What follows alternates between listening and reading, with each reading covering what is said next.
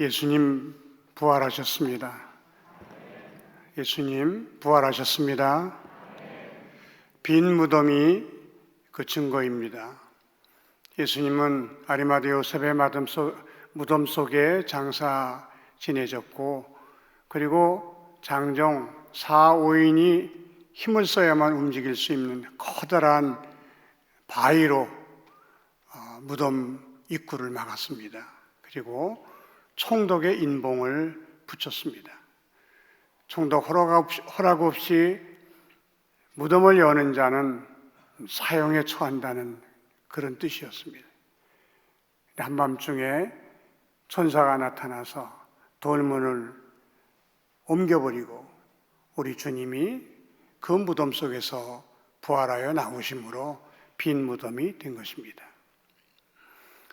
제가 한 10여 년 전에 성지순례를 갔을 때 그 빈 무덤을 보고 왔습니다. 성지순례에는 무덤이 2개가 있었는데, 하나는 화려하게 장식된 무덤이었고 또 하나는 전통적으로 유대인이 장사 지냈던 평범한 무덤이었습니다. 고고학자들은 2번째 무덤이 예수님의 진짜 무덤이었다, 그렇게 말합니다. 그래서 2번째 무덤을 찾아갔는데 거기 무덤문에 이렇게 쓰여 있었습니다. 그가 여기 계시지 않고 그가 말씀하시던 대로 살아나셨느니라. 예수님의 무덤은 비었습니다. 부활하셨기 때문입니다. 무덤문을 지켰던 그 병사들이 부활의 확실한 증인들입니다. 그들은 밤새 무덤을 지켰습니다. 한밤중에 갑자기 빛이 비치더니 천사가 나타나는 모습을 보고는 그들이 죽은 자처럼 되었다 그랬습니다. 우리 육신의 사람이 신비한 현상을 보면 온 몸이 마비되고 마는 것입니다.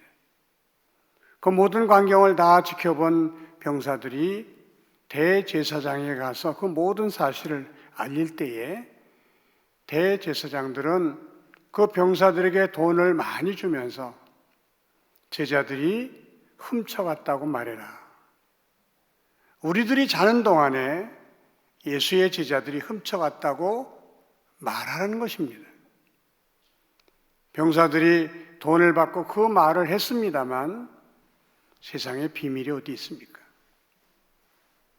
대제사장이 돈을 주면서 제자들이 훔쳐갔다고 말하라고 한 그 말까지 유대 사회에 퍼졌고 그 말이 오늘까지 전해져 내려오고 있다. 그렇게 성경은 말씀해 주고 있습니다. 부활하신 예수님은 제자들에게 나타나셔서 여러 번 만나 주시고 식사도 하시고 함께 생활도 하셨습니다. 예수님의 십자가 죽으심을 목격한 제자들은 다 뿔뿔이 흩어져 숨었습니다만 예수님의 부활을 목격한 제자들은 다시 모여서 성령의 충만함을 받고 전 세계로 퍼져나가 부활의 증인이 된 것을 우리는 너무나도 잘 알고 있습니다. 특별히 의심 많았던 도마는 예수님의 손바닥에 못자국, 허리에 창자국을 친히 만져보고 오 마이 갓, 오 마이 로드, 나의 하나님, 나의 주시여 하면서 엎드렸습니다. 부활을 확신한 그는 가장 먼 인도에 가서 선교하다가 순교의 제물이 되었습니다. 이 부활 사건에 있어서 가장 극적인 사람이 바로 사울이라는 사람입니다. 예수님이 하나님의 아들이라고 떠드는 사람들, 죽었다가 사흘 만에 부활했다고 말하는 사람들을 이단으로 생각하고 잡아 죽이려고 다맥서로 가는 도중에 부활하신 주님을 만납니다. 주님이 나타나 사울에게 사울아 사울아 내가 왜 나를 핍박하느냐? 주여 네시옵니까? 나는 내가 핍박하는 예수라. 강한 빛과 함께 두 눈이 먼 사울은 말에서 떨어져 소경이 되고 말았습니다. 아나니아라고 하는 예수님의 제자의 안수를 받고 그의 두 눈에서 비늘 같은 것이 떨어지면서 그는 새롭게 태어납니다. 예수님의 죽으심과 부활을 증언하는 사람들을 잡아 죽이려고 했던 사울이 예수님의 구주되심과 그의 왕되심을 전파하는 예수님의 제자, 예수님의 사도가 되었다고 하는 것입니다. 이것은 예수님의 부활이 실제적인 사실이었다는 것을 증명해주는 아주 중요한 증거입니다. 예수님의 부활을 분명하게 보여주고 있는 또 하나가 바로 이 신앙 공동체 교회라고 하는 것입니다. 예수님이 십자가에 달려 돌아가셨을 때 제자들은 다 뿔뿔이 도망갔습니다. 그런데 부활의 주님을 만난 사람들이 모이기 시작합니다. 너도 나도 부활의 주님을 만났다는 사람들이 모여서 부활의 소식을 주고받다가 그들은 한자리에 모여 찬송하고 기도하고 또 말씀 들으면서 예배를 시작했습니다. 그것이 교회의 출발입니다. 그 부활의 증인들이 모여서 예배드리고 주님을 찬송했던 그 공동체가 전해져 내려와 오늘 우리까지 오게 된 것입니다. 만약 주님의 부활이 없었다면 교회는 시작될 수 없었고 오늘 우리가 이 자리에 앉아 있을 수도 없는 것입니다. 오늘 이 교회는 주님의 부활의 확실한 증거인 줄로 믿으시기 바랍니다. 왜 예수님의 부활이 그렇게 중요한 것입니까? 첫째는 예수님이 하나님의 아들이시고 우리의 구주가 되신다는 완벽한 증거이기 때문입니다. 예수님은 여러 번 살아계실 때 살아가는 제자들에게 자신이 대제사장과 서기관들에게 고난을 당한 뒤에 죽으시고 그리고 사흘 만에 다시 살아나야 할 것을 여러 차례 말씀하셨습니다. 복음서에만 3번이나 말씀하십니다. 성경에 기록되지 않았지만 또 여러 차례 말씀하셨을 것으로 생각됩니다. 내가 죽으면 사흘 만에 부활한다. 그런데 만일 주님이 부활하지 못하셨다면 예수님은 어떻게 되는 겁니까? 거짓말장이지. 사기꾼입니다. 거짓말장이가 사기꾼이 하나님의 아들이 될 수 있습니까? 우리의 구주가 될 수 있습니까? 우리의 믿음은 그것으로 다 끝나고 마는 것입니다. 그런데 우리 예수님이 말씀하시던 대로 사흘 만에 부활하셨습니다.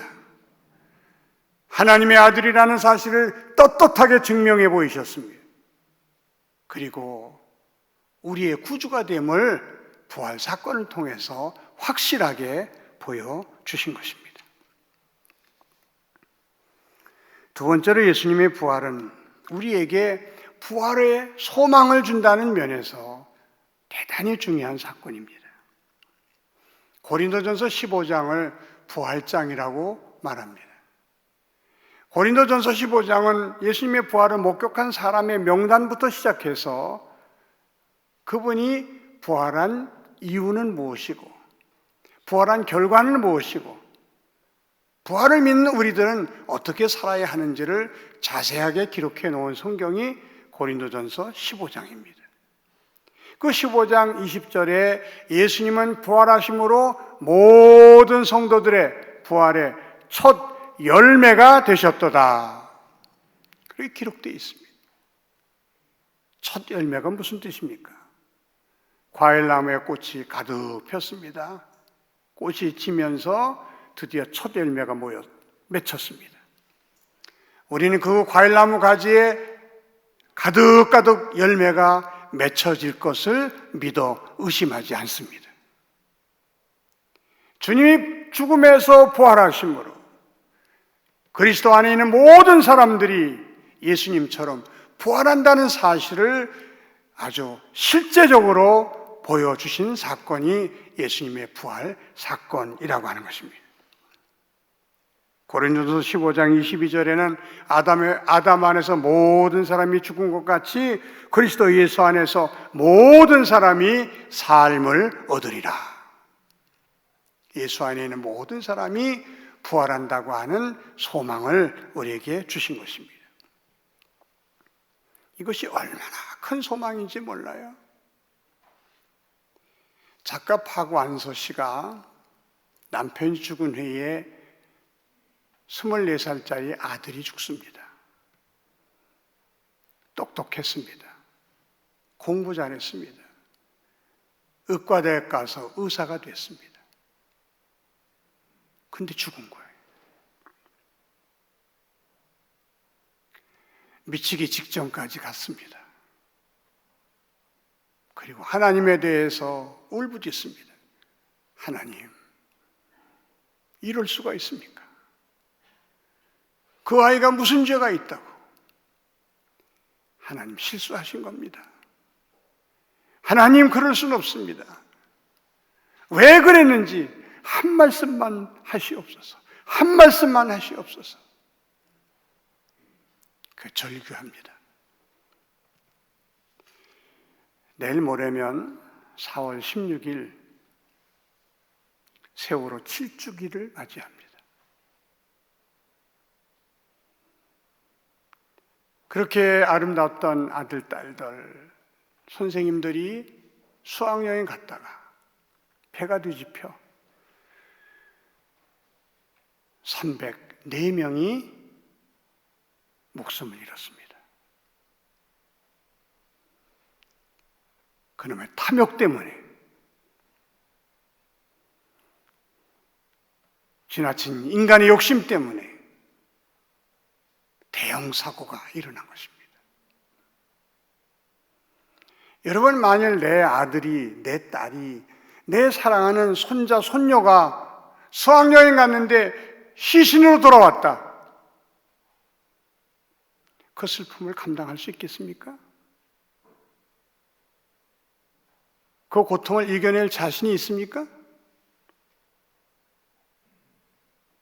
이건 말로 위로할 수가 있는 일이 아닙니다. 그 무엇도 이들을 위로할 수 없습니다. 목사로서 가장 힘들고 가장 어려운 일이 뭔지 아십니까? 사랑하는 아들을, 사랑하는 딸을 먼저 앞세운 그 부모의 슬픔을 위로하는 일, 이거는 목사로서 가장 힘든 일이고 불가능에 가까운 일입니다. 천안함 사고로 그 귀한 젊은이들이 많이 목숨을 잃었습니다. 자식을 잃어버린 사람은 그 자식을 평생 가슴에 품고 산다고 합니다. 그 슬픔의 덩어리는 죽을 때까지 없어지지 않는 것입니다. 근데 만일 말입니다. 죽은 아이들 중에 예수 잘 믿는 아이가 있다고 하십시다. 그 부모도 물론 예수를 잘 믿는 부모였을 것입니다. 자식을 잃는 엄청난 고통과 아픔을 맛봤지만 그래도 우리 조금 있으면 천국에서 다시 만날 거야. 우리 아들, 우리 딸 유학 갔는데 조금 있으면 천국에서 만날 거야. 그런 소망이 있다면 그 상처는 치유될 수 있고 그 고통은 벗어날 수 있는 고통일 줄로 믿습니다. 부활의 소망이 우리에게 이렇게 중요한 것입니다. 가장 사랑하는 이를 떠내보내면서도 그래도 다시 만난다는 소망 때문에 되지 않을 수 있는 그 능력, 그 힘을 부활의 믿음은 우리에게 주고 있습니다. 지난주 부활절 설교를 하셨던 정삼서 목사님은 아주 유머가 뛰어나신 분이에요. 늘 주변 사람들 즐겁게 해주고 행복하게 해주는 분인데 갑자기 딸이 하늘나라 간 뒤로는 얼굴에 웃음이 사라지고 유머가 사라졌습니다. 그 딸이 죽었다는 소식을 듣고 제가 달려가 그 손을 붙잡으니까 정 목사님이 안 목사, 나 숨이 쉬어지지 않아. 숨이 턱까지 찼는데 숨이 쉬어지지 않아. 나 죽을 것 같아. 그렇게 괴로워하고 힘들어 하시던 모습이 지금도 눈에 선합니다. 여러분, 그 슬픔과 그 고통을 우리가 무엇으로 표현할 수 있겠습니까? 그러던 그 목사님이 어느 날 저에게 전화가 왔어요. 안 목사, 부활의 소망, 부활의 믿음, 그게 나를 살렸어. 천국에서 다시 만난다는 그 소망 때문에 이제 다시 숨 쉴 수가 있고 다시 살아갈 수가 있었어. 사랑하는 성도 여러분, 예수님의 부활은 곧 나의 부활임을 믿으시기 바랍니다. 예수님의 부활은 곧 우리의 부활임을 믿으시기 바랍니다. 이 부활의 신앙을 갖고 죽음의 두려움까지도 이겨내는 저와 여러분이 되시기를 바랍니다. 언젠가는 다 우리에게 이 죽음이 찾아옵니다. 내 남편이 죽을 수도 있고 내 아내가 죽을 수도 있어요. 내 사랑하는 아이들이 먼저 갈 수도 있습니다.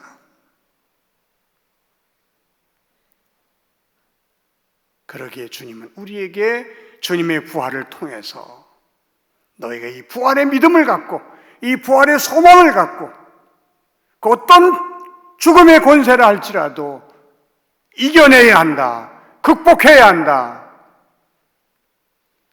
우리에게 말씀해 주신 것입니다. 부활하신 예수님은 40일 동안 제자들과 함께 계시다가 승천하셨습니다. 승천하시기 직전에 제자들을 모아놓고 너희들은 예루살렘을 떠나지 말고 내게서 들은 아버지의 약속하신 것을 기다리라. 요한은 물로 세례를 베풀었으나 너희는 몇 날이 못되어 성령으로 세례를 받으리라고 말씀해 주셨습니다. 그 말씀 그대로 120여 성도들이 약속하신 성령을 받기 위해 마가의 다락방에 모여 뜨겁게 기도하기 시작했습니다. 열흘 정도 되었을 때 하늘로부터 급하고 강한 바람 소리가 들리더니 불의 혀 같은 것들이 갈라져 각 사람 머리에 임하기 시작합니다. 성령 충만히 임하기 시작했습니다. 성령을 충만히 받은 제자들은 각기 다른 언어로 말하기를 시작했다고 하는 것입니다.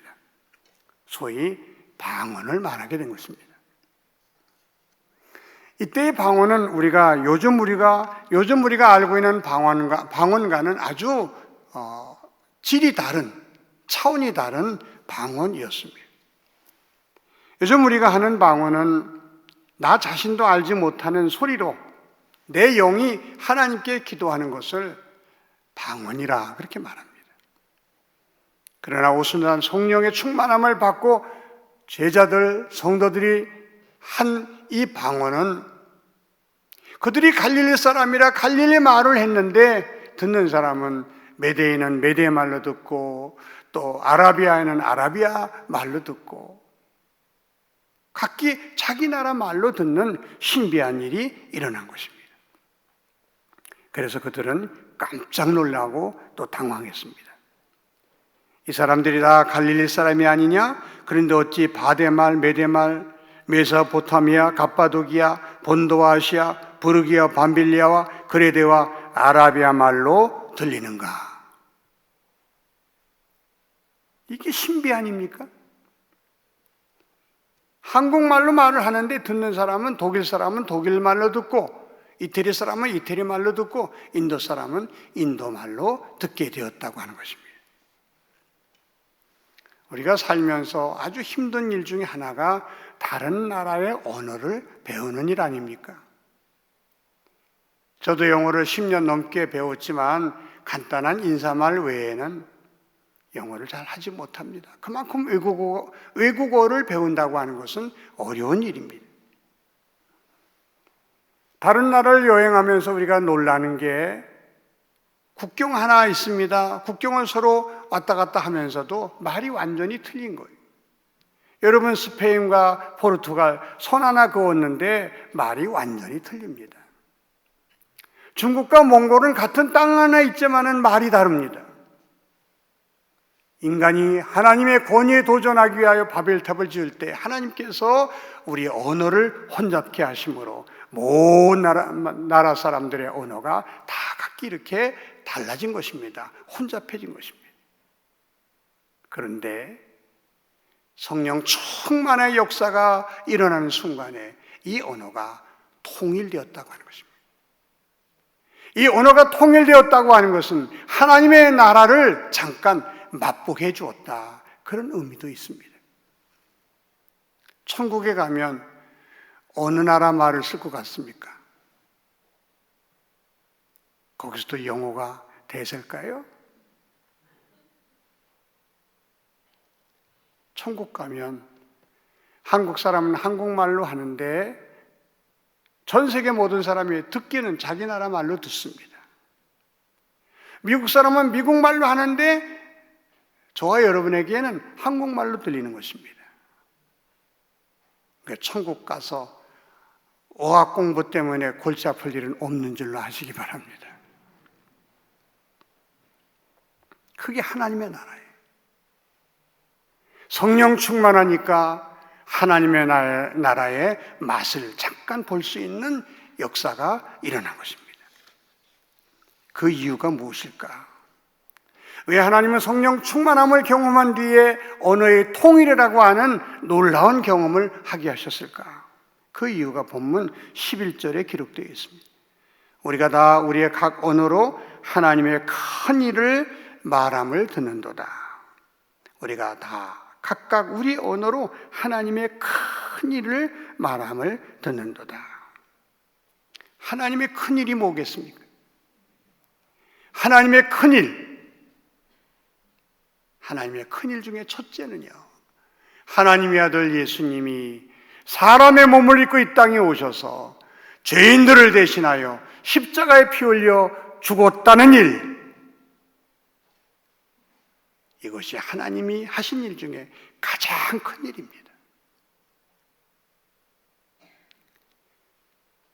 그리고 우리 죄를 대신하여 죽었던 하나님의 아들 예수님이 사흘 만에 부활하셔서 우리의 그리스도와 주가 되셨다는 이 일이 하나님의 큰 일 중에 큰 일입니다.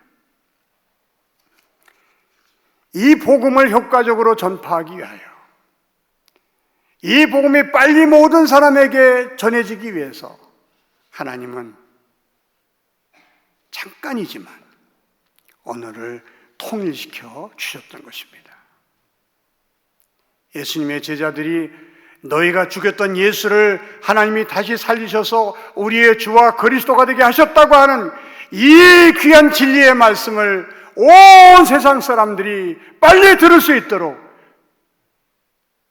그들이 빨리 듣고 구원받을 수 있도록 하나님은 갈릴리 말로 말했지만 각기 자기 나라 말로 들을 수 있도록 그렇게 은총을 베풀어 주신 것입니다.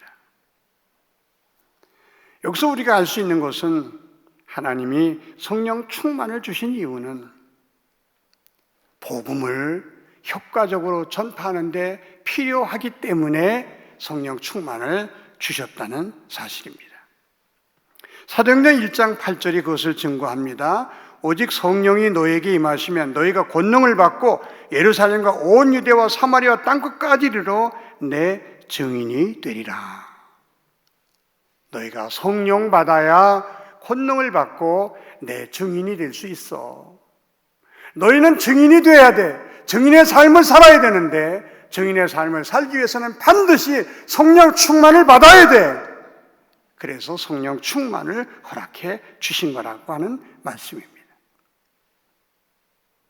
우리가 성령 충만을 구하는 아주 중요한 이유는요, 하나님이 내게 주신 사명 잘 감당할 수 있게 해달라고.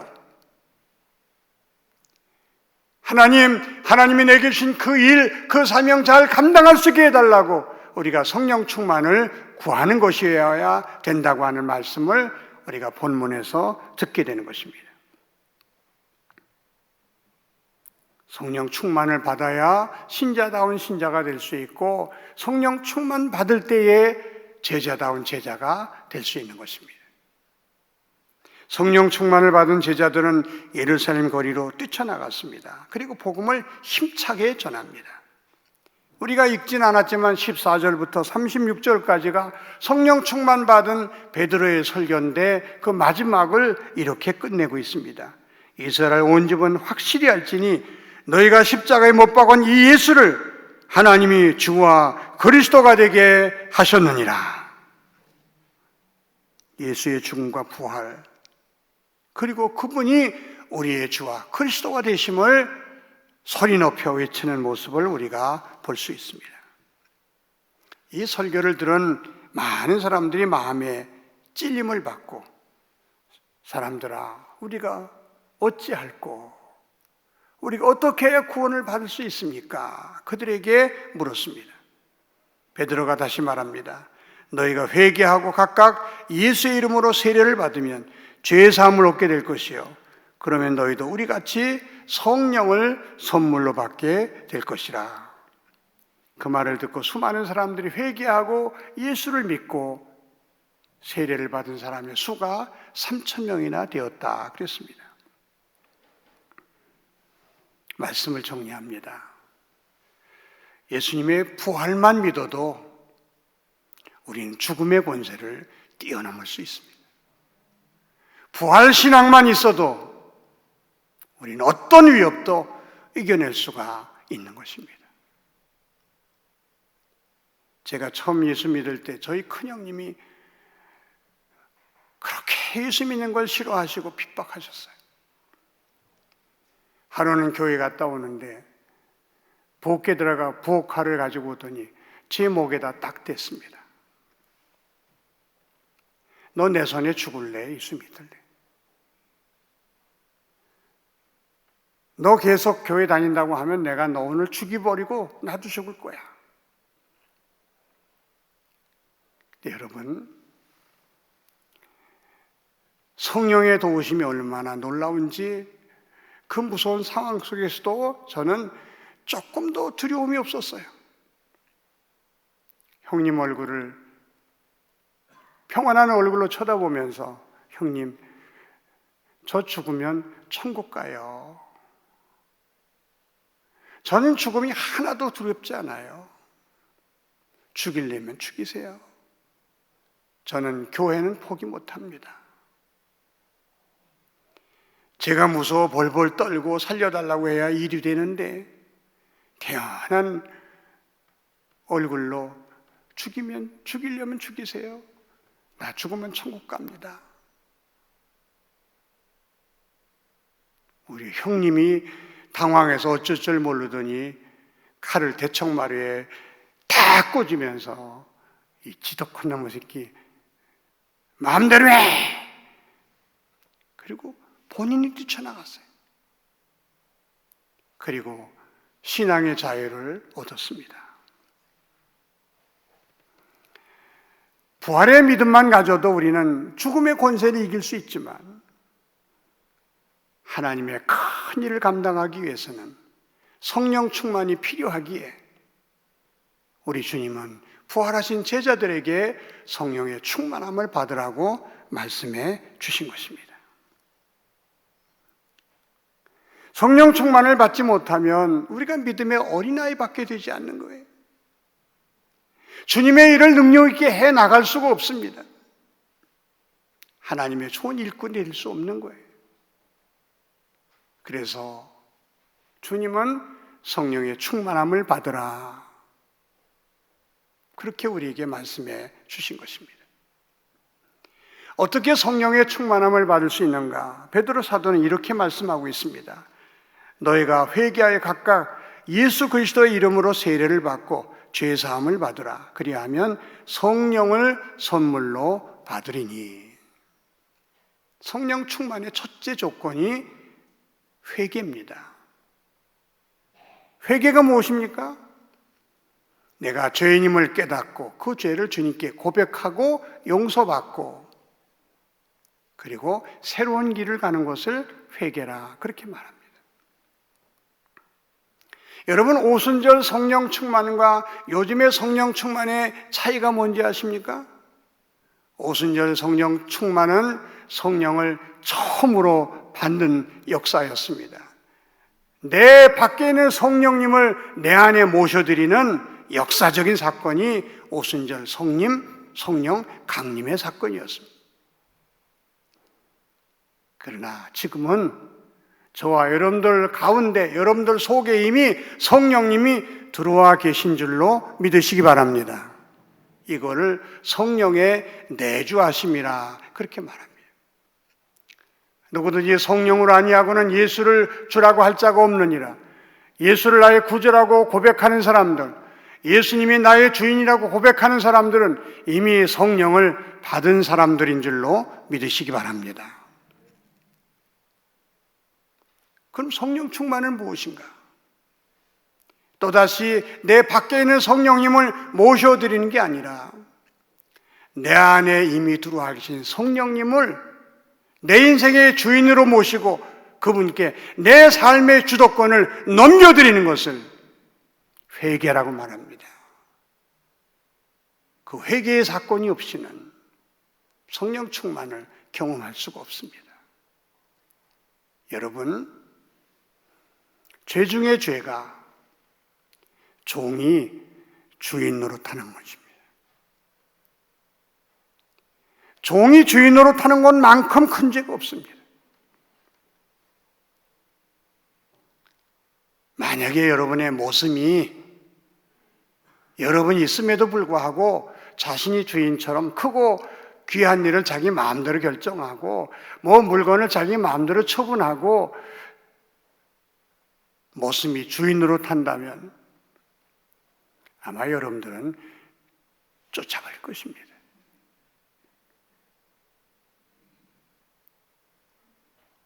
우리가 그렇게 살고 있다는 사실을 여러분 기억하십니까?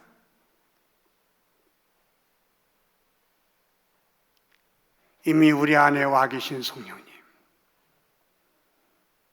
그 성령님께 삶의 주도권을 넘겨드릴 수 있기를 바랍니다. 그분을 주인으로 고백하시며 저는 성령님의 종입니다 고백하면서 성령 충만을 기대할 수 있기를 바랍니다. 성령 충만은 내가 물리적으로 성령을 많이 받아서 내 안에 가득 가지고 있는 것을 의미하는 게 아닙니다. 성령 충만은 관계 개념입니다. 소유 개념이 아니라 관계 개념이에요. 성령님은 내 인생의 주인이 되시고 나는 그분의 종으로, 성령님은 나를 사로잡아 주시고 나는 성령님께 쓰임받는 관계를 이루고 살 때 그 사람을 성령 충만한 사람이라고 말하는 것입니다. 그렇게 될 때 우리가 하나님의 큰 일을 할 수 있는 하나님의 일꾼이 된다는 사실을 믿으시기 바랍니다. 부활주일 이후 첫째 주일입니다. 부활의 믿음을 가지고 성령 충만을 간구할 수 있기를 바랍니다. 성령 충만할 수 있기를 바랍니다. 언젠가 주님 우리를 부르시면 우리는 천국에서 주님을 만날 것입니다. 그때 주님이 우리에게 이렇게 말씀하십니다. 너의 모든 수고는 헛되지 않은 수고였다. 부활해서 천국까지 그 어간, 헛되지 않은 수고, 주님이 우리에게 맡겨주신 사명, 하나님을 기쁘시게 드리는 일, 이 일을 잘 감당하기 위해서 성령 충만을 받으라고 우리에게 말씀해 주고 계십니다. 회개하고 삶의 주도권을 주님께 넘겨드릴 수 있기를 바랍니다. 그리고 주님의 종이라고 고백하며 살아갈 때 성령 충만함을 경험하게 될 것입니다. 저와 여러분이 다 이런 은혜를 받을 수 있기를 주님의 이름으로 축원합니다. 기도드리겠습니다. 하나님 아버지 감사합니다. 우리에게 부활의 믿음과 부활의 소망을 주심으로 죽음의 권세도 이길 수 있는 힘을 갖게 하시니 고맙고 감사합니다. 언젠가 주님 우리를 부르시면 천국에서 두 눈을 번쩍 뜨고 부활의 기쁨과 부활한 눈으로 성도들과 주님을 뵙게 될 줄로 믿습니다. 그때까지 성령 충만하여 주님 맡겨주신 사명 잘 감당하며 살게 하여 주시옵소서. 예수님의 이름으로 기도하옵나이다. 아멘.